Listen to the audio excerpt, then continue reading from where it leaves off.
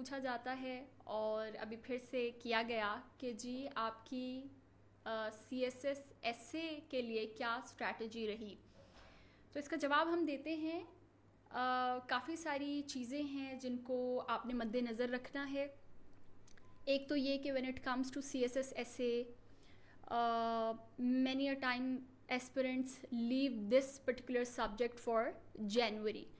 तो वो बाकी सब्जेक्ट्स की प्रेप करेंगे और इंग्लिश एसे से रिलेटेड उनका ये रहेगा ख्याल कि चलें इसे हम जाके जनवरी में देख लेंगे, थोड़ा नज़र डाल लेंगे, थोड़े कॉन्सेप्ट्स जो हैं फ्रेंड से पूछ लेंगे, कुछ तब हम प्रेप कर लेंगे। तो जो स्ट्रैटेजी मेरी रही CSS एसे को लेके, because this is a very important subject and 95-97% of the candidates flunk this particular subject. तो मैंने इसकी prep the day I decided that I would be appearing in CSS 2018, और वो मैंने सितंबर में डिसाइड किया था। तो तभी से मैंने अपनी CSS एसे की प्रेप भी शुरू कर दी। तो एक तो मैं जो एक स्ट्रैटेजी बताना चाहूँगी वो यही है कि आपने भी CSS एसे की प्रेप जितना जल्द हो सके उतना जल्द शुरू करनी है।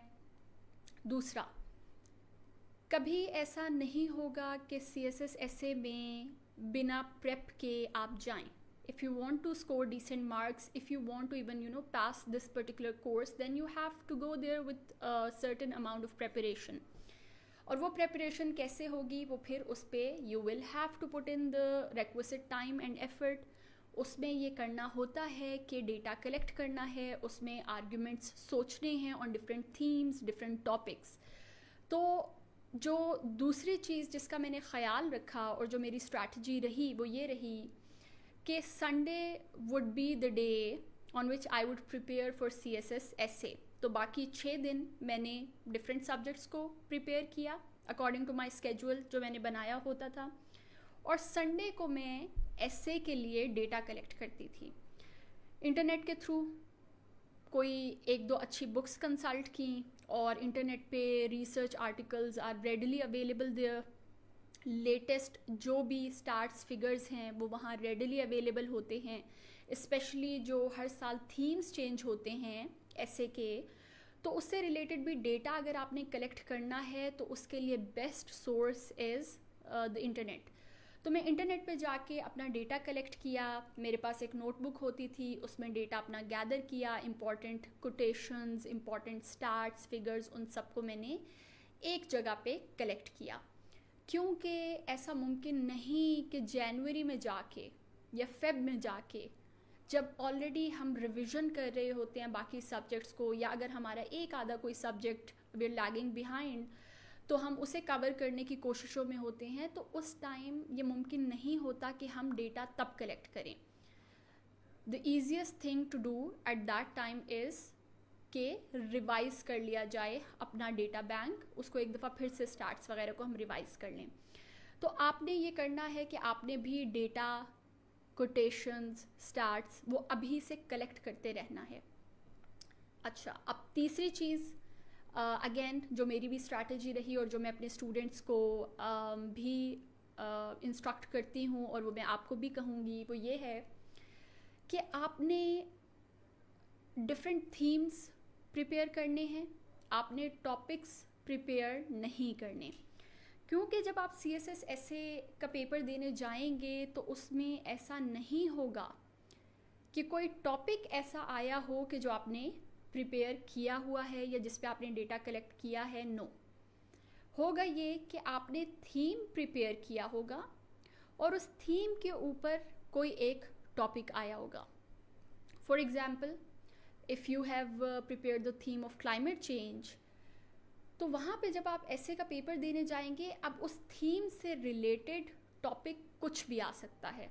The topic could be climate change in Pakistan, impacts, challenges and the way forward, or the topic could be climate change as a threat to humanity, or the topic could be climate change a myth or reality, or the topic could be climate change may unite humanity। ठीक है, तो ऐसा मुमकिन नहीं कि आप specific topics को prepare करें, और ऐसा भी मुमकिन नहीं कि आप स्पेसिफिक टॉपिक्स के ऊपर डेटा गैदर करें, आर्ग्यूमेंट्स गैदर करें. No, that will be a waste of time.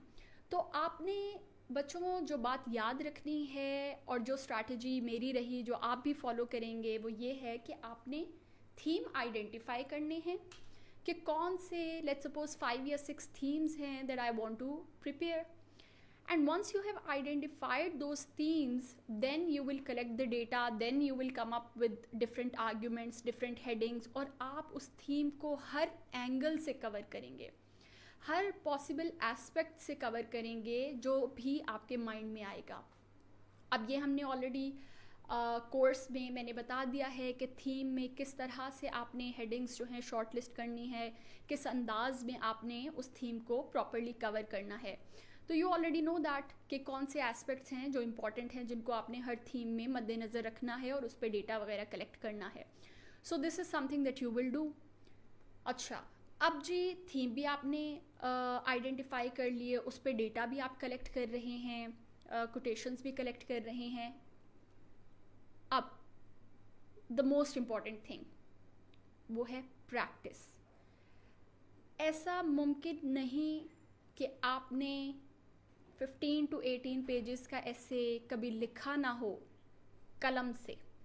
ऐसा मुमकिन है कि शायद आपने in your university life you might have written academic essays और रिसर्च आर्टिकल्स, हमने भी लिखे थे. लेकिन CSS का जब आप एग्ज़ाम देने जाएंगे तो आपने 3 घंटे में कलम से पेपर लिखना है, और कलम से आपने 15 to 18 पेजेस लिखने हैं.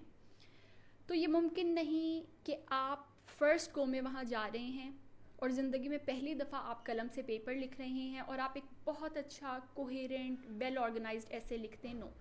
सो जो स्ट्रैटेजी एक रही मेरी, और जो मैं आपको भी एडवाइस करूँगी, वो ये है कि आपने प्रैक्टिस करनी है. हर संडे को शाम के टाइम आप आइडेंटिफाई कर लें कि जी मैंने 5 to लेट्स सपोज 9 PM या 10 PM ऐसे लिखना है, और फिर जो थीम्स आपने आइडेंटिफाई किए हैं उन पे आप फुल लेंथ ऐसे लिखने की प्रैक्टिस करें. ठीक है, तो ये कुछ स्ट्रैटेजी रही मेरी CSS ऐसे से related, and this is something that I will advice